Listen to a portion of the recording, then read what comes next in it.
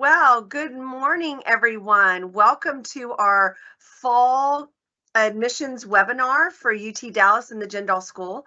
I'm Dr. Monica Powell. I'm the Senior Associate Dean and Graduate Dean here, and we are so excited about future applicants and admission for spring of 2024, as well as fall of 2024. It's coming quickly. So we want to make sure that we answer all of your questions today. We have a wonderful troop of people here to help answer your questions, and I want to introduce them to you.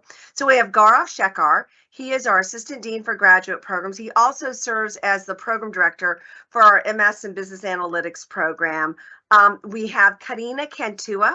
She's the Director of our Advising Operation. That is the operation that processes applications for admission into our graduate programs. She is also the one that leads the team that helps you in terms of registering for courses when you're here at the university and getting you ready to graduate. So she leads a really important team. We have our senior director for the International Student Scholars Office here on campus with us, Josephine Vitta. And you might also hear from Elizabeth Walker and Sarah Koo, her team members for Josephine. So thank you so much for joining us today. We are going to cover a lot of information in this time. So the one really good thing about this webinar is that we record it. It will sit out on our YouTube channel for UT Dallas and the Jindal School. You'll be able to go back and reference it. But the really good thing about being here live with us is that you will be able to submit questions and we will be able to answer those specific questions for you, because we understand when you're applying to graduate school, it's been a long time maybe since undergrad, and we do things differently here. So we want to make sure that all of your questions get answered by the time we're at the end of this webinar. So please note that in the chat, you can go ahead and put your questions in there as we move along.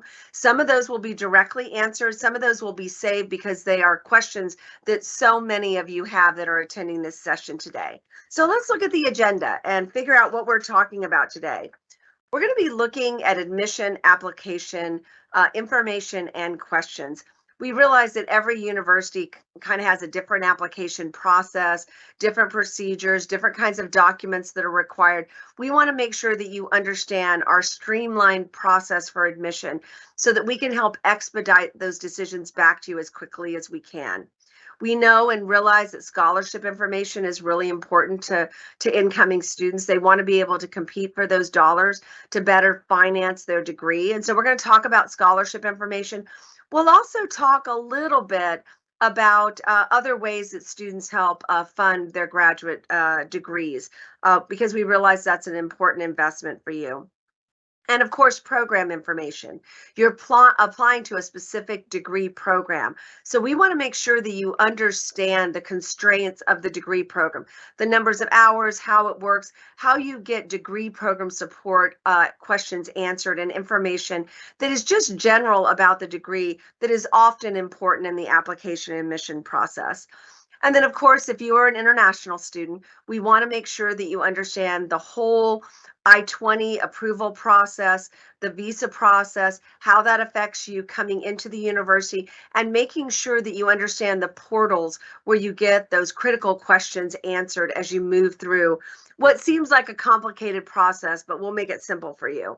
And then, of course, all of our prospective students who are joining us today, you guys are the real stars of the show, and we want to make sure that we leave ample time for questions that you may have about joining the Jindal School in 2024. So it is my pleasure to turn this webinar over to Corina Cantua. She is, again, the Director of Advising Operation. So her team is handling the admissions process, as well as once you're on board, getting you through the course registration processes. So Corina, you want to take it away? Of course, yes. Good morning. I welcome you to this webinar as well. So we'll get started with some application information. I know that this will cover maybe a lot of your questions on how to apply. So I'll start with this slide. Now, to apply, you're going to be able to submit all the items that are on this slide. You can go to that website that is at the top of that slide to look at all these items and a lot more of a description for each of these items so that you can get a little bit more informed about what you need to do. But you can also go to jindal.utdallas.edu and then look for an apply button and go through there, and you'll land at a page that looks just like this, but just has a lot more details on each of those items. I'm going to go through them, but before I kind of touch on them, I do want to mention what's on the bottom of the slide, which is that you can apply for admission using unofficial documents. That's going to make things a lot faster. It's going to avoid delays because you can just upload those documents into the application system itself, and we are able to review and send your application material to the review committee just with unofficial documents. So don't worry about the official ones. Once you are admitted, you can worry about the official documents because we will need them. But for the application review, unofficial documents is the way to go. All right, now let's go down this list. So the first item that you need to submit is your graduate admission application. That is online, and you get to that through our Jindal page. So go and look for that apply button. Along with the application, we also need unofficial mark sheets or unofficial or provisional final degree certificate. We do look for a competitive GMAT GRE, but as noted on there, there are instances when you could get a GMAT GRE waiver, and I'm going to cover that shortly. For application review, we will also need your resume with all your work history. Post-baccalaureate work experience is required, but there are exceptions and there are waivers, and they'll be considered for any prior internship experience you may have or a very strong academic record. You will also need to submit a personal statement noting your interests and goals. And then finally, we do need 3 letters of recommendation, but applicants who have 2 or more years of post-baccalaureate experience only have to submit 1 letter, okay? Now, at least one of these letters must be from a professional contact, but they do not have to be from an employer. Now, one of the things that's mentioned on here is the English proficiency requirement. And if you look on the right-hand side of this slide, you're going to see the type of scores that we're looking for if you submit that English proficiency. And it does include Duolingo, which is more of a newer score that is being accepted by the university, but you can submit that. But what's most important is that you may not have to submit an English proficiency score because it can be waived. Now, the instances when this can be waived is if your native country's primary language is English, or if your bachelor's or your master's degree or its equivalent were earned through instruction and examination in English. So keep that in mind. If you have not already done an English proficiency exam, you may not have to if you meet either of those English proficiency waivers. All right, now let's go into the next slide because I did mention that GMAT GRE waiver possibility. So on this slide, you will see all of the specifics of how a review committee takes a look at your file to determine whether or not a GMAT GRE may be waived. This is also on our website. So if you go through that apply button on our jindal.utdallas.edu page, you're going to find this same information. I do want to let you know that when an application is submitted and all of the documents are in except for the GMAT GRE, we're going to send that application file forward to the review committee because we actually want them to determine whether or not a GMAT GRE waiver is possible. So if you submit everything else minus GMAT GRE, we're going to be looking to see if that waiver is possible. If it is, we will move forward and you will be hopefully admitted and you will be notified of this admission. If it's not possible, we will notify you. We will let you know that unfortunately we're not able to offer the waiver and we will request that competitive GMAT GRE. If you have any questions when you apply, all of your documents are in and you have not heard from us about the GMAT GRE, please let us know. Please reach out and we'll look into that for your file. Now, one thing that's important to note regarding GMAT GRE waivers is that Dr. Powell is going to cover scholarships. And I do want to make sure that you know that you would need a GMAT GRE score, an official score to be submitted for that. But she will go ahead and go into those details when we touch on the scholarship side. All right, now let's go to the next slide. Because this is another popular topic, right? You may be wondering, how do I gauge how competitive I am for the program that I'm interested in? You may be interested in more than one, so you can definitely do this for more than one program. But our recommendation is always to visit our page, again, jindal.utdallas.edu, and look under each of the program pages, you will find a class profile. And it's something that looks like what's on your screen right now. It's a very nice, short summary with all the important points of what a average candidate looks like who has been admitted to that program. So you would be able to kind of compare yourself to that average admitted student for each of your programs. So go ahead and do that. If it's multiple programs, you will find this on each of those pages. All right, and then the last thing I want to cover with you is what's on the next slide, which has to do with application deadlines.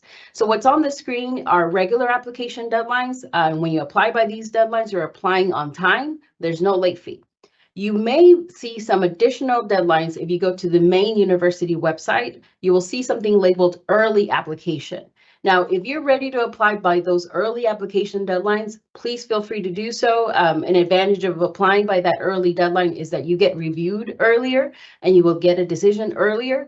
But I want to just point out that it's not required for you to apply by that early deadline. If you apply by the regular deadline, which is what's on the screen right now, you have not missed the deadline. We will still review your application. You will still get a decision. So please do not be discouraged if you miss that early application deadline. Go ahead and just follow the regular application deadline and we will still process your application.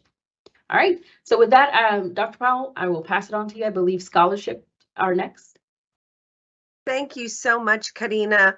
We realize that scholarship information is just so important for students, and it is critical that you visit our website where we really outline the Jindal School scholarship process.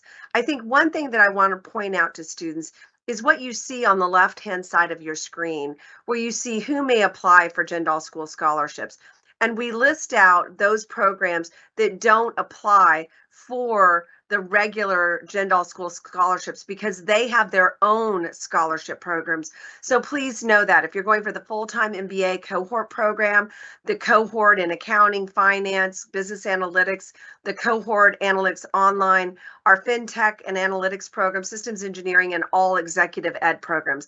The bulk of the students that are going to be watching this are applying for all of our regular MS degree programs or our Flex MBA. And we get lots of great applicants for that program. So please pay attention to who may apply. Now, it could be that you might apply to one of these programs that you see on the screen and our regular program. We have a lot of students who will apply to multiple programs. You can then certainly apply. And after you are admitted to that program, and after you have submitted an official GMAT or GRE score, then we will send it to the scholarship committee for review and consideration.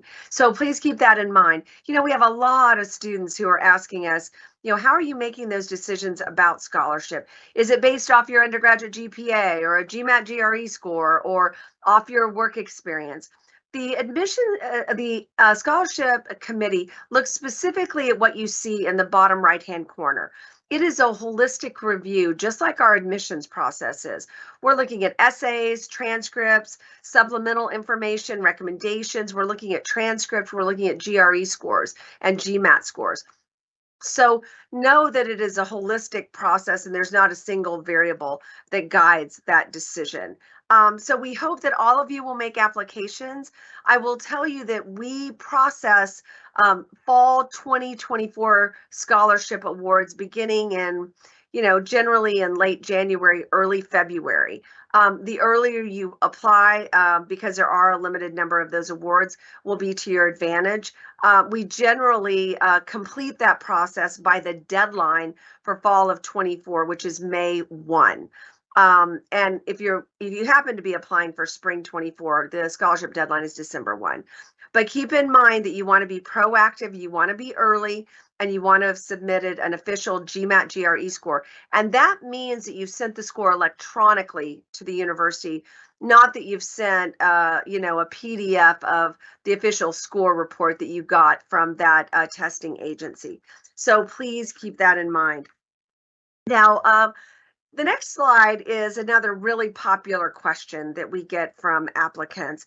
If you happen to be admitted to your program of choice and you were given a GMAT GRE waiver, meaning you didn't need to submit it and they rendered a decision to admit you. Unfortunately, if you want to apply for a scholarship, you need to submit an official GMAT GRE score. We don't waive that on the scholarship side just because it was waived on the admissions side. So please keep that in mind and remember as you go forward, you've got lots of time to go out and take a GMAT or GRE right now before we even open the door for any of those scholarship decisions. So get it done, check that box, and get those official scores sent to us electronically. Now, a lot of students who apply for scholarship often want to know their status. You know, how do I check the status of my scholarship applications? And you can easily do that. And you can go into the system. You can see on the screen that decisions are made periodically. If you've not received a decision, it could be that your application is not as competitive. We generally award scholarships to the most competitive candidates first. So there are things that you can do to improve your competitiveness. You can submit, a higher GMAT or GRE score. You obviously can't change your undergraduate GPA, but you could submit a better resume. You could submit a better essay. You could submit stronger letters of recommendation. But please remember the schedule for how we announce things. Generally, if you are given a scholarship incoming student, you will get an email. You will know about it. The total results come out in mid-July for all continuing students. But keep in mind those deadlines of when we will let folks know when they get a scholarship. But when we start awarding scholarships in February, those that are awarded will get an email from us that will require that they accept the scholarship within a certain period of time. The scholarship will go void if it isn't accepted in a certain period of time. And then the other requirement that will be attached to scholarships this coming year is enrollment in courses by a certain deadline, or your scholarship becomes void. But we'll send all of that information in award letters, so you don't have to really worry about the particulars. But we understand that this causes students stress, so please feel free to send your questions to the scholarship email box. You can find that on the website.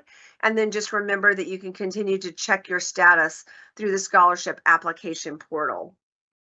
So let's talk just a minute about tuition. I think this confuses a lot of people, especially if you are an international student. So there are two rates for tuition. There is the in-state, I live in Texas and have been in Texas rate. And then there is I don't live in Texas rate, which is called, we call it out of state. And you can be out of state in Germany and India and other places. So there is a pretty significant difference in tuition. You can see an example of that in the upper right-hand corner. Keep in mind that if you are given a scholarship award for the fall semester, so let's say you apply, you turn in that GMAT GRE score, the official one that comes in electronically. You've been admitted, you've done all the things you're supposed to do, and the scholarship committee gives you an award in early February. That award is going to be $1,000, which is applied to your fall tuition, and it is also going to convert you from the out-of-state rate for tuition to the in-state rate. So that is a really lucrative award. It saves you about half of the tuition for the program, and you get that award for 2 long semesters if you're given it in the fall. So if you're given the award in fall of 24, that means you're given the in-state rate of tuition, that lower rate on the upper right-hand side of your screen, for both fall 2024 and spring 2025. Now, keep in mind that there are some criteria to maintain that scholarship. You have to stay in good academic standing, and you have to be enrolled in a certain number of courses in order to do that. If you are given an award in the spring, so if you happen to be a student who's made an application for spring of 24, you've applied for the scholarship, and we haven't rendered any decisions yet, but you've applied for the scholarship, you will be given a cash award of $1,000 and 1 semester of in-state tuition, which would be spring of 24. So what does that mean for you to apply for continuing student scholarships? That means in the spring, if you want to apply for continuing student scholarships for the next academic fall and spring, that you would need to enroll in 12 credit hours. An international student only needs to be enrolled in 9. That's a general legal requirement. But if you want to apply for fall scholarships next fall and you are admitted in spring of 24, you will need to enroll in 12 credit hours and complete that in order to be considered. So there is a link there at the bottom of the page that goes over all of the scholarship questions. There's a pretty sizable Q&A that is there that will help you. But, you know, we give away a lot of these in-state tuition awards, and we're delighted that we can do that and make a huge difference in the lives of our, in particular, international students. So go for it. Get out there, take that GMAT or GRE, check that box, be competitive and make that happen. So in the course of this webinar, we really also want to talk about just program duration and customization of programs. You know, I was talking to a group of students just yesterday, and I was explaining to them some of the unique characteristics of our master's degree programs that really don't exist at other universities that you might be considering. And I'm going to have Gaurav talk to you about that, because students have this wonderful option to be able to complete a degree, get a master's in business analytics degree, and while they're doing that, be taking courses that will also count toward wonderful certifications that will really boost your employability here in the United States. And we have a lot of academic certification programs. And if you're taking the courses anyway, then apply and get the certificate as well. So Gaurav's going to talk a little bit about that. He's going to talk about, you know, the mechanics of the degree. And there's one example on this page, which happens to be the business analytics program. But this is true for all of our master's programs. So I want to turn it over to Gaurav. Gaurav, go for it. Make sure that our students have a lot of clarity, and make sure you mention about that 1 credit hour program prerequisite of MAS 6102. Absolutely, Dr. Powell. You know, one of the things that when you were talking about how students ask questions about our programs, or, you know, how their journey goes, I was just thinking about what is the main focus for us at UT Dallas. You know, we have a great infrastructure, we have great buildings, we have great faculty, we have great everything. But the most important thing are our students. And that's the reason why we have made sure that our programs are focused on our students. Rather than telling you that these are the courses that you must take, you know, a handful of courses to get your degree, we let you decide. We give you all the guidance, we give you all the resources required to make that decision, but we let you decide how you want to curate your experience. It's like you get on Netflix and you like a certain genre of movies and you watch those movies, and nobody's going to tell you something else or force you to watch a certain movie just because it's there. Now, the example that you see right now is from the business analytics program. And as Dr. Paul mentioned, most of our programs, in fact, all of our programs have similar structures. There is a set of core courses that you require, which in simple terms is that if you get out of the school with a degree, what are some of the minimum set of skills that you need? And those are part of our core courses. Every program has a different set of courses, and I would say anywhere between 30 to 50% of the degree program will be core courses, depending on the skill sets required. But then there will be a large bucket of courses that are called electives. Now, electives are courses you want to take, depending on your interests. I'll take analytics example. Some students are very interested in data engineering. Some are very interested in data science. Some want to go and work for a hospital and do healthcare analytics. Some want to do social media analytics. Some wants to do marketing analytics. Like that, we have several tracks. Based on your interest, based on what appeals to you the best, you pick and choose those electives, and you curate that experience of what that degree looks like for you. So whichever program you're applying to, just look at their catalog. The catalog it's like a menu card. It says that if you need to get this degree from UT Dallas, what are some of the course requirements you need to complete? Let's say, what are your core courses? What are your electives? If there is any prerequisite, for example, the MAS 6102, which is our professional development course. And I would say in the last several years, there are so many courses that we have added. This is one course that has impacted the most number of students in the most positive way that we feel. What does it take to work in an American workplace? How do you network with people? How do you make sure that your online presence, your professional presence is out there in the best shape and form possible? What should be on your resume? What should not be on your resume? When you go to a networking event, how that experience looks like. How should you do interviews? How should you, I mean, simple things like from shaking hands to nodding heads to giving out the right answers. Every aspect of your professional journey is taught in that class. That is a class that you have to take as an international student in your very first semester. And this is something we also list on your admission letter. Your admission letter not only has the decision, but after that wonderful paragraph that starts with congratulations, they talk about what are the requirements in that program that you must complete in the first semester. Some of you might have some things on top of the professional development course, but depending on whichever program you are in. So look at your admission letter to make sure what you have to do. But the example that we see in front of ourselves, you can see that half of the credit hours are core classes. Now, those are some set courses that you have to take. Should you take them all at once, or should you split it across a degree? Again, that decision is yours because you are the one who's working on your skills. But let me take like 30 seconds and take you through what the life of a Jindal school student really looks like.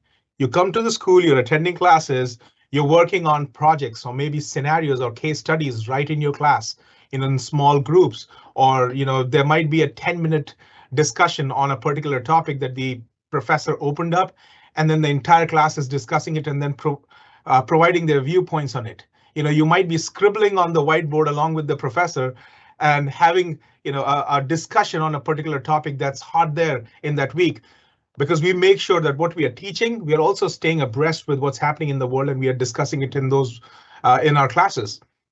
You're done with your class. There is an event right after your class. You go to that event and you meet 5 executives.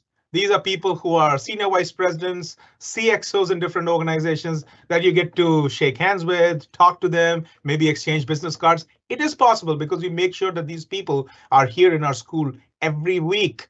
It's not a one instance in several years, but every week, hundreds of them are there. You need to get your resume reviewed by the Career Management Center, and you just walk into their office and you talk to our career consultant or our expert there who looks over your resume. You are engaging with your other peers. You may be huddling together in these student lounges to work on projects, homeworks, whatever is out there. And then there is, I mean, as a former student here myself, and as somebody who guides a lot of students, one of the things that students tell us is, we don't feel that there is any time in the day when we can just sit down and tell ourselves there is nothing to do today. It's a statement no student ever says. Now, you might see that we have highlighted that little number out there. That is a huge number, 70 student organizations in one business school. I mean, across the country, and in fact, in many parts of the world, that kind of experience is not there. And these student organizations are led by students, driven by students. Everything about it is done by the students. It's first-hand experience that our students get. It's first-hand experience of managing an organization, participating in the activities. Sometimes you are the ones who is going out to those senior executives and asking them, would you like to come to UT Dallas? So you are gaining that experience of networking with senior executives, professionals out in the industry. Sometimes you do fundraising. Sometimes you do events that have social impact. I mean, everything about it is done by our students. Yes, there are faculty advisors, but I would say 99.5% of the work is our students. And those experiences are the ones. You might be dealing with a budget of $1,000 in your student org, but the same skill set you take for those $5 billion budget that is handed to you 2 years later in your organization. Alums from your programs are constantly walking our hallways for events. They are speaking in our classes. They're working on projects with you. They are just coming down to mentor you. So that kind of experience, a very well-rounded and whole experience, is what a student needs. And that's what we provide. Again, one thing that Dr. Powell mentioned beautifully, and I'll just take you back to one of your grocery stores or supermarkets. When you buy a bottle of shampoo and somebody tells you there is another bottle free, who doesn't want it? I would love to have that. Just like that, we have our certificates. Our certificates are carved out of our degree programs, and they have like 3 or 4 courses. You take those 3 or 4 courses, make sure that your GPA in those courses is a 3.0, and you get that certificate. Guess what? You don't have to sit on those classes again. You don't have to pay the tuition the second time. You take that class once. If the credit applies to a certificate and a degree program, you get credit towards both. Most of these certificate programs, if you just had to come to UT Dallas for them, you would end up spending about $20,000. But as a graduate student seeking a master's degree, you are getting it for free. This is a diploma issued by a highly ranked state university, public university. And that holds a lot of weight when you go out to your employers and tell them that you have this micro degree, this graduate certificate. And they are in all sorts of spaces, applied machine learning, business intelligence, data mining, cybersecurity, project management, healthcare informatics. One of the things that you can do is when you scroll for a master's program, there's a section for certificate programs as well. And you will see oodles of certificates out there that are very focused on certain areas. Moving on, one of the things that people talk about is the cost to attend the program. Now, this cost can vary because of a lot of factors. If you are already aware of our YouTube page, you might have seen this webinar out there. If not, I would strongly recommend that you go and check out a webinar on financial planning that we did. The thumbnail says it is possible, and I will tell you why it is possible right now. The cost, of course, the biggest component in your cost is going to be a tuition. Now, the tuition, Dr. Powell just talked about the Texas residency and non-Texas tuition rates. That, of course, is a big component out there, and how the reason why there is so much difference in the two tuitions. But your tuition is there, which depending on your residency, depending on whether you have a scholarship, depending on whether you are a TA in the program and you might have moved from a non-Texas residency to an in-state residency, the range would be somewhere from about $40,000 to $65,000. Okay, you might start with a scholarship, but later can get support. You might start with a scholarship, but later move on to something else. I mean, there are a lot of scenarios there, and we have covered that in our webinar. That is on our YouTube channel. But the tuition range is about 40 to 65. Now, the living expenses is something that irrespective of which program you are in, you might have similar expenses. So living is mostly your rent, the utilities, your electricity charges, water charges, your internet bill, all that put together. I would say, based on my conversation with students recently, anywhere between about $800 to $1,500 a month. Now, again, it depends on your lifestyle. If you have expenses, it will go up. But that $800 to $1,500 a month is what we see.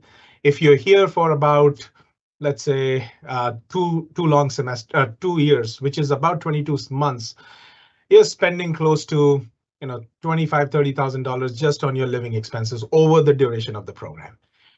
There is health insurance, which is also an important piece for your entire semester, the long semesters. It is about $1,400 that covers you. Health insurance is important. You definitely not want to be in a hospital, but in case you are, there are several things that are covered as part of that. And we make sure that our health insurance is top of the line so that students don't have to really wrangle through which place should we go to in case we need any kind of medical assistance.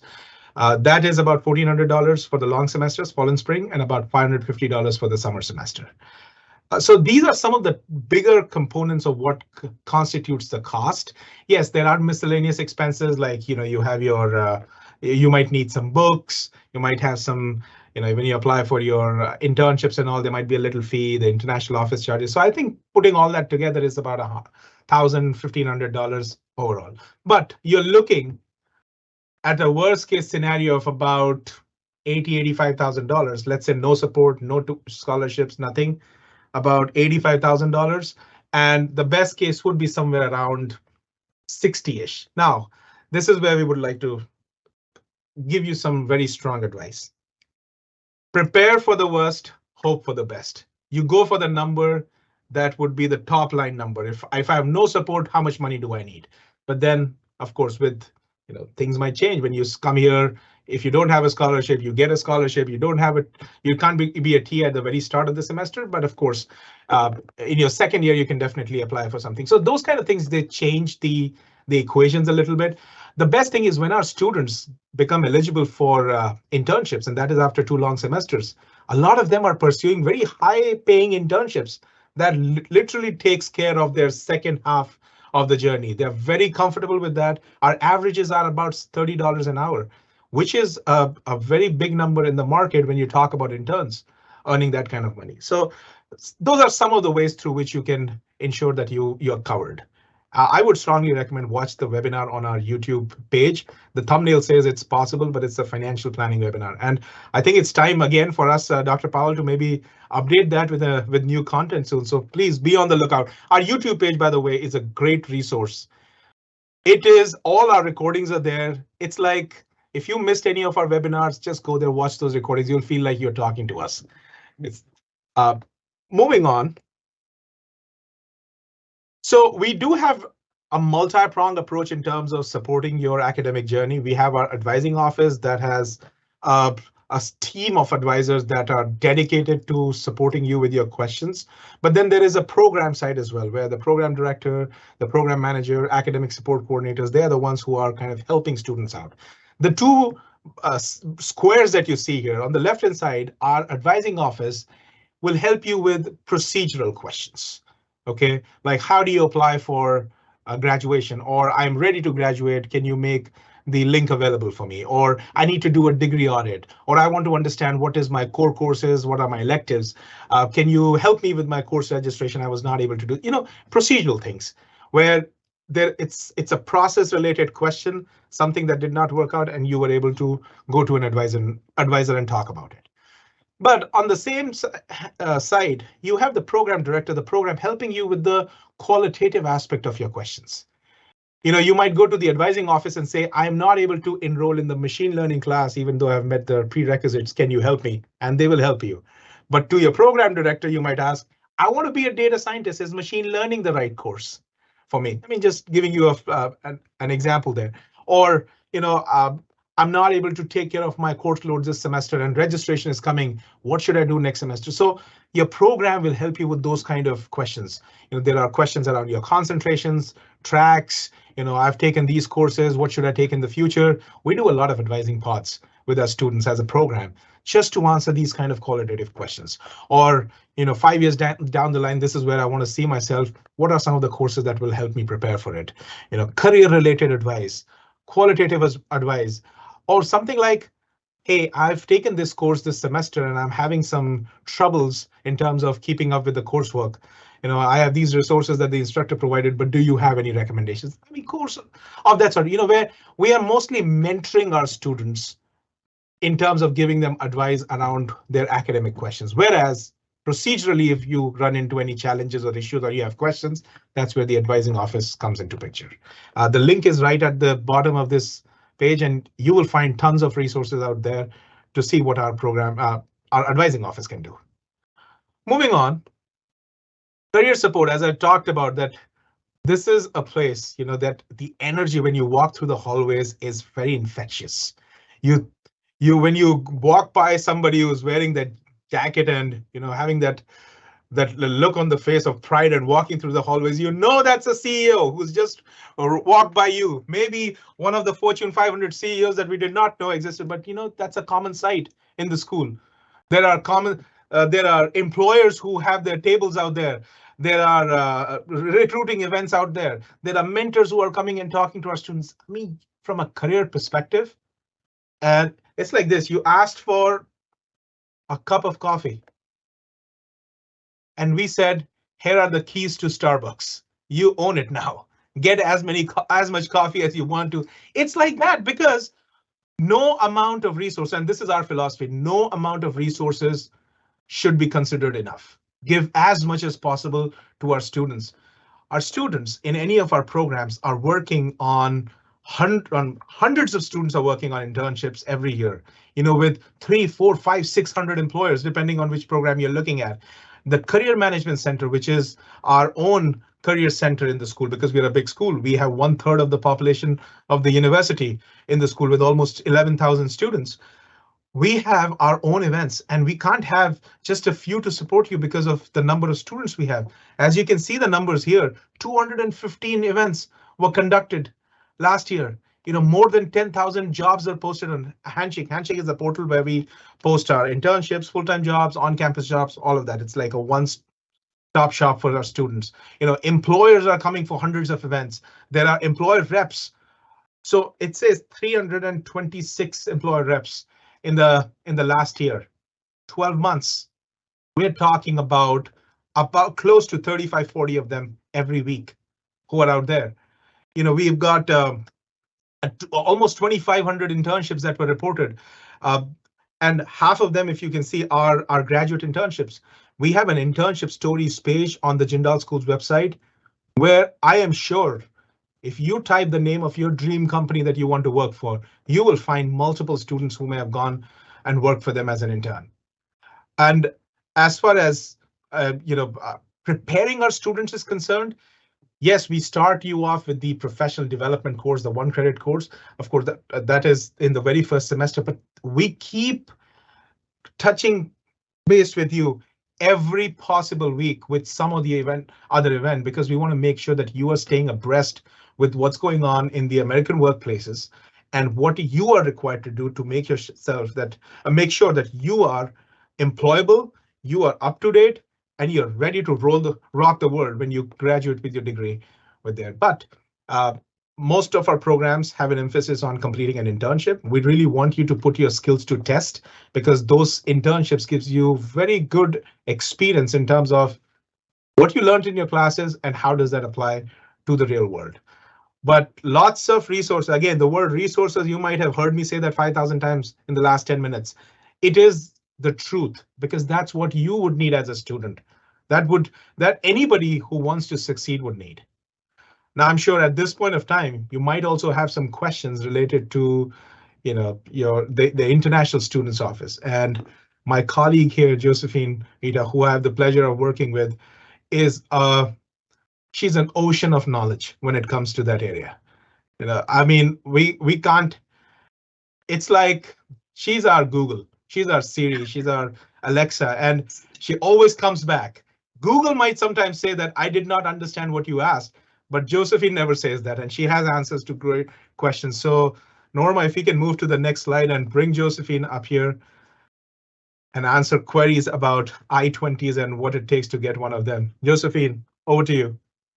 Gaurav, you are too kind, but I do very much appreciate having the chance to speak with you all today, wherever you are. I'm so glad you decided to join us to learn a little bit more about our wonderful university. The first step, if you're an international student, which many of our international students are coming to the US in F1 status, which is a student status. The first step in your journey after your admission is applying for your I-20. The I-20 is the immigration document that allows you to seek a visa and to enter the United States. It's a fairly simple process, right? Once you're admitted, make sure you have a passport and make sure that you can establish that you have sufficient funding. Gaurav pointed you to resources about how you can think about that, whether you're doing a combination of personal funds or other, whether you're able to get a scholarship or whether you're going to be looking for other sources of funding. Make sure you gather those documents. Our website has a lot of information of what documents we will accept to establish that you have sufficient funding for one academic year for certain, and then a plan for the remainder of the time that you are going to be in the United States. The process for the I-20 application is a process that you're going to submit the information in an application called iComment. It's going to be your friend for the entire time you're going to be in F1 status at UT Dallas. You're going to log in with the same credentials. You're going to request the I-20. You're going to upload all of the documents along with that e-form so that the advisors can review it. And then you're going to want to just make sure you're keeping track of your email in case there's something additional that we have. But the best thing you can do is submit all of the documents, make sure all of the things are signed, make sure that we have a complete application. So the one time the advisor reviews it, they are ready to issue your I-20 and they send it to you via email. Now, when you receive your I-20, you're going to want to make sure you look at it very carefully. Look at the spelling of your name. Look at the date of birth, which is going to be in the US format. Look at the program information. Make sure that all the information is as expected on the I-20 so that you can then go to the step of applying for your visa. After we issue the I-22, we're going to start communicating with you about the process of applying for your visa. Earlier this year, they made a change that allowed you to apply for a visa up to a year in advance. So you can apply for a visa right now. If you're a spring student, obviously, if you're a fall student, whatever point you're coming, you can apply in the year before you arrive. Please don't wait, because as you have probably heard, the interviews get booked very quickly the closer in time you get to the start of classes. So don't wait too long. Apply for the I-20. Go ahead and receive it, and then start the process for applying for your visa. Instructions for the I-20 process and the links for how you can prepare for the visa interview are on that URL that's listed on the bottom of this slide. So if we can go to the next thing. The one thing to keep in mind is F1 status is a student status. And so your primary purpose in the United States is to pursue your academic goals, to complete your academic degree, and to be able to then move on to your professional success. However, while you're in F1 status, you have certain benefits related to employment here in the United States that are secondary to you being a student. So the first thing is always you have to focus on making sure that your student status is strong. And as long as you're making solid academic progress, you can be eligible for employment. From the day you enter the US, which can be in the 30 days before the start of classes, you're eligible for on-campus work. The University Career Center helps support students with a variety of on-campus employment, which can be on our physical campus here. Working for the university can be with some of the companies that provide services on campus, like our technology store, our bookstore, and some of these other companies that serve our campus community. It can be at some of our other UT Dallas locations, including in downtown Dallas, with the Callier Center, and sometimes depending on the circumstances, it can be with other educationally affiliated locations. So there's a variety of options for on-campus employment. Closer to the time when you arrive, you're going to hear more about Handshake and how you're going to be able to get set up to be able to apply for on-campus employment. That is something you can do from the very beginning. You don't really need to wait for any period of time to be eligible for on-campus employment. It allows you to meet new friends, meet other, Americans and other international students, and just share kind of the good times of working while you're here. Let's move on to the next thing.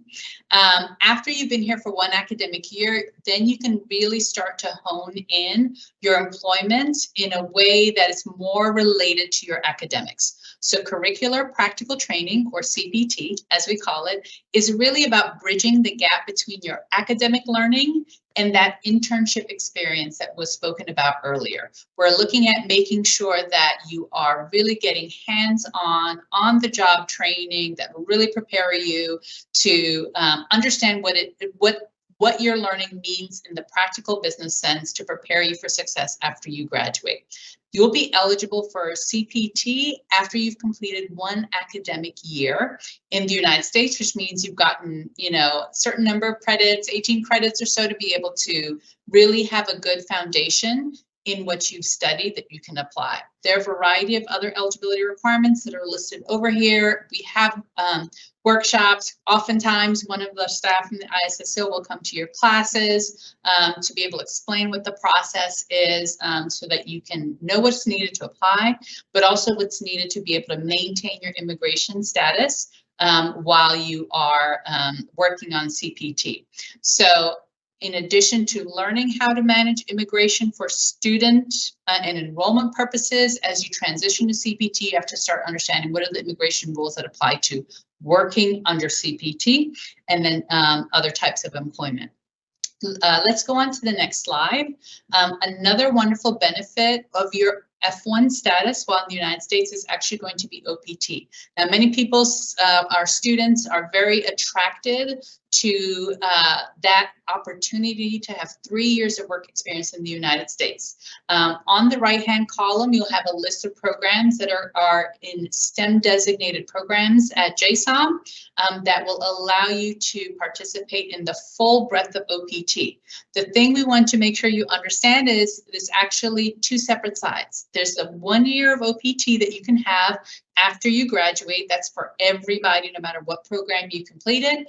And then the extension, which is an extension of that 12 months, is for those who are in those programs and that are eligible. So you'll need to be in a qualifying program of study, and you need to have qualifying employment. It needs to be the right type of employment, the right type of employer, and so that you can, again, continue your learning. And it's really considered to be an extension of your learning experience, to take what you studied in your programs, apply them in the real world, get that training and get that education, and really get a well-rounded period of F1 student status and prepare you for whatever the next stage is in your career.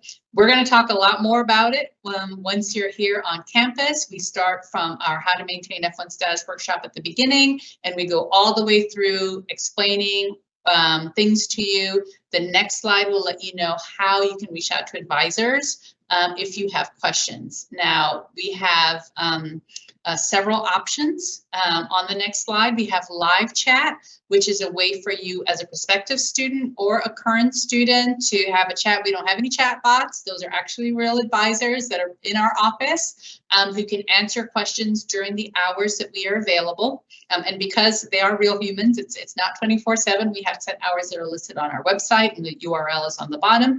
You can schedule an appointment. This is going to be the same for prospective students can schedule appointments, and all the way through, you know, for the 3 years after you have graduated, you can continue to meet with us so we can answer your questions.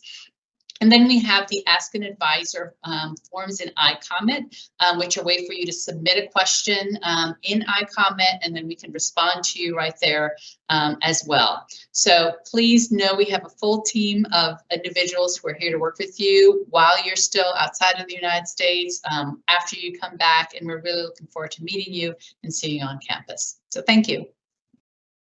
Well, thank you so much, Josephine. You know, we covered a lot of territory in this webinar session for you today.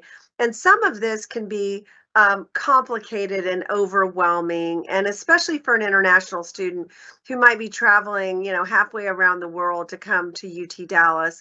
We want to make the transition through admissions, through international students and scholars office issues. We want to make sure that we've given you the security of knowing how our programs work and understanding what the journey is going to be like. But that means that we also need to be available to answer all the questions that you have.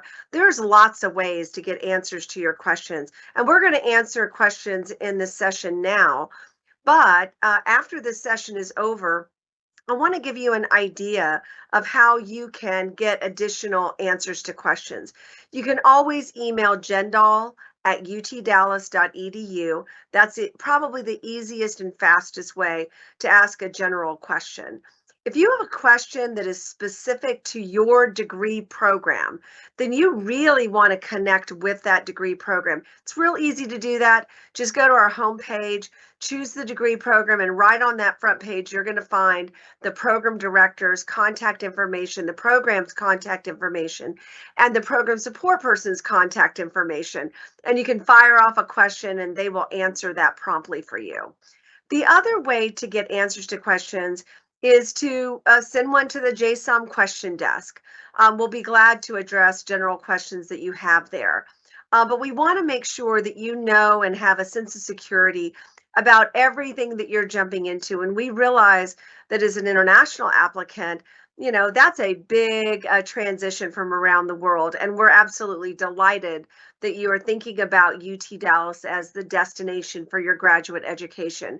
We bring in hundreds of students, really thousands of students around the world each year, both in the fall and in the spring. And we always welcome the joy that new perspective brings to our really wonderful global culture that we have here at UT Dallas. I love what our international students say about coming here, that it really becomes home to them, and we really want it to be your home as well. So why don't we jump over to questions that you may have. Norma, I bet there's questions for all of our speakers this morning, but why don't you throw them at us and let's see if we can answer these questions. There are definitely questions, and we've answered some already, but there are some that I saw repeated. And one specifically is somebody who is kind of interested in either business analytics or ITM, but they know that our programs are quite large, and they're a little nervous about coming into a program that is so big as far as, getting opportunities and things like that. So I was wondering if you could maybe talk about the advantages of a large program like ours.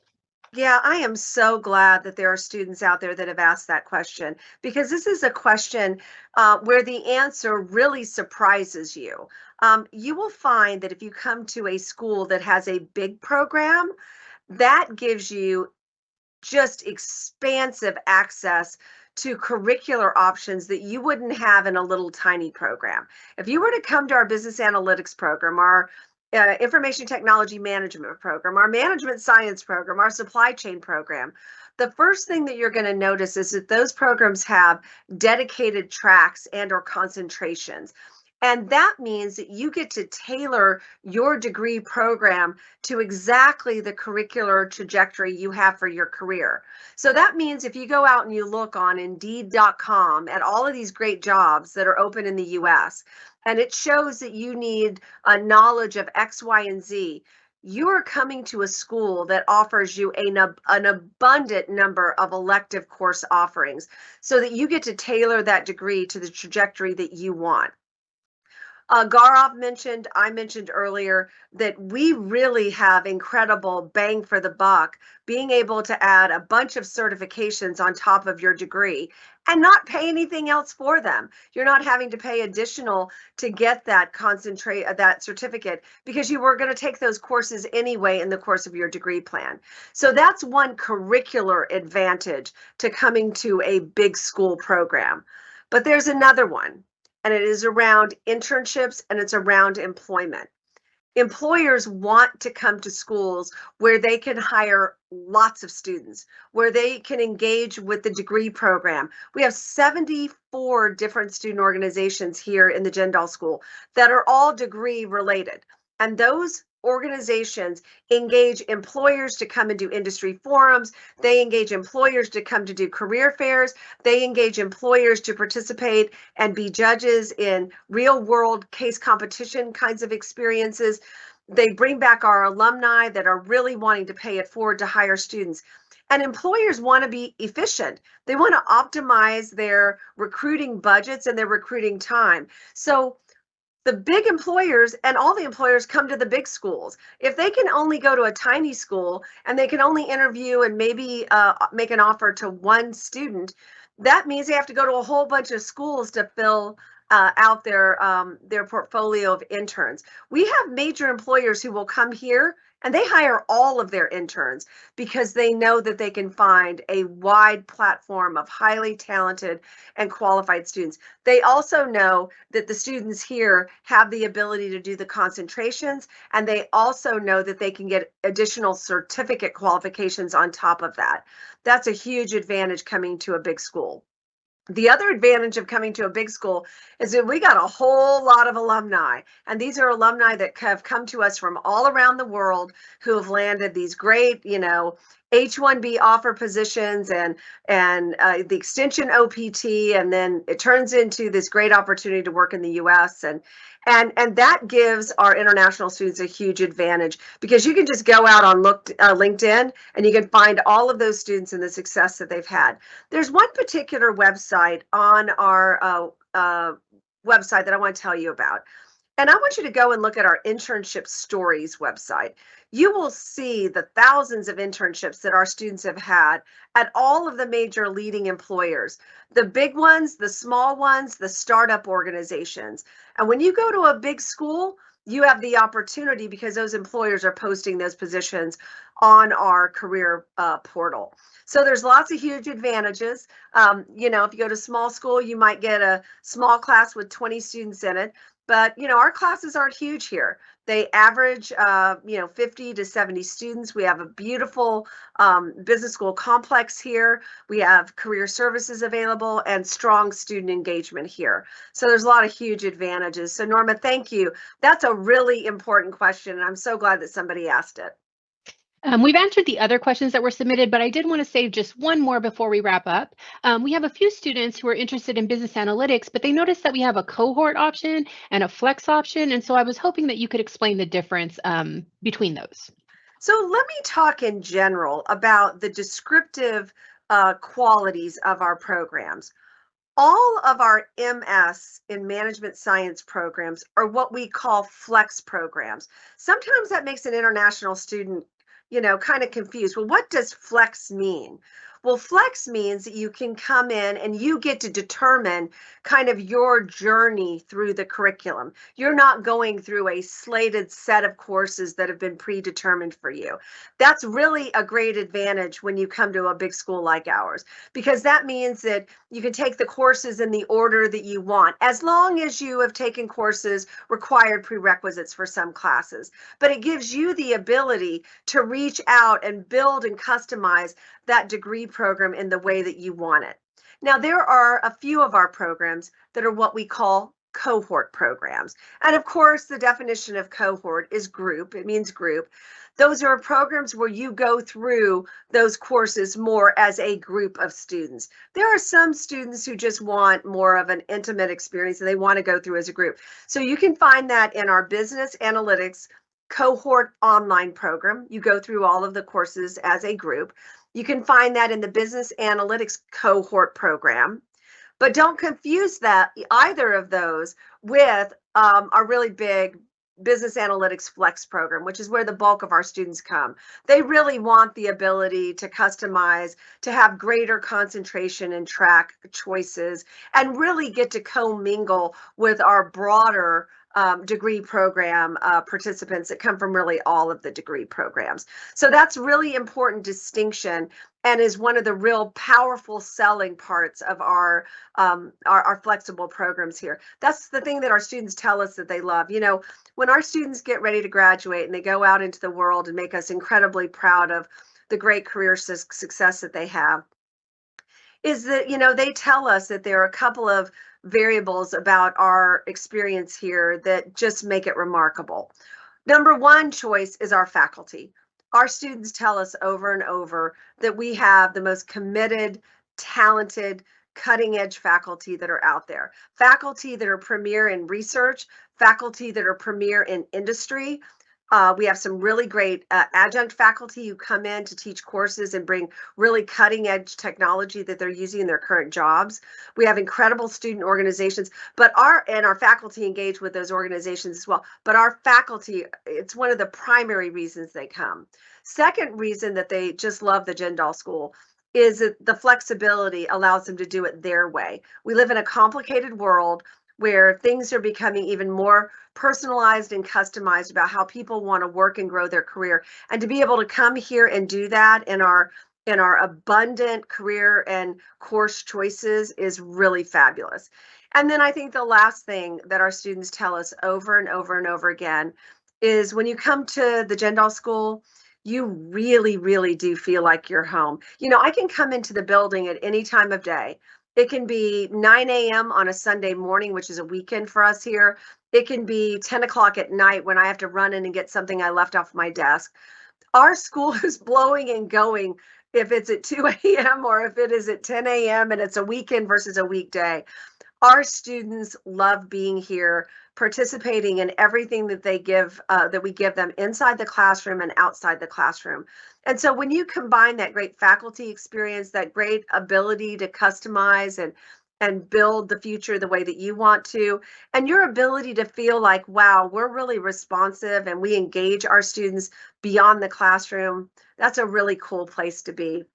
And it's something that brings me and all of the faculty and program support folks just a considerable amount of joy. There's nothing better than leaving my office and going down through the school and just seeing our students loving getting to meet each other and enjoy each other's company and intellectual capabilities. So I hope that answered that question, Norm. I went on a little bit longer because I just couldn't help myself. Oh, that definitely did. Those are all the questions that we have, so we can wrap it up. Yeah, so there are a few things that I would want to tell students that are joining us today for this webinar is that, we're here to help you as you step through this journey, whether it's an admissions and application question, whether it's a GMAT or GRE waiver question, a scholarship question, a question about your degree program, or, all of those important details around obtaining an I-20 and visa. We are here to help you with that journey, and we want you to reach out. So don't fear, send us that email, pick the best person to send the email to. Somebody will respond to that, and we will make sure that all of your questions are answered. We want to thank you for putting us on your list and for thinking seriously about joining us. We can't wait to receive your application and your email questions. I want to thank our team. Corina Cantua runs just a great shop here in taking care of our students once they're on board. The ISSO, we simply, as Gaurav said, we cannot live without the wealth, the ocean of information that they have in taking care of our students. And then, of course, Gaurav Shekhar, Assistant Dean for Graduate Programs here in the business, also a lead program director for our business analytics program. We have a whole team of people who are here ready to serve you. Want to thank Norma for managing all of what's happening in the background, and we hope you'll be in touch with us. You're going to get a copy of this recording. It'll be out there on our YouTube channel. I encourage you to go out there on the YouTube channel and watch the other great videos that we have, other admission webinar videos, videos about how you finance and fund your degree, videos about student engagement, meeting our alumni, career events that are happening. So get out there and learn more about us, and we look forward to learning more about you as well. Thank you for being with us today. We hope you'll be in touch.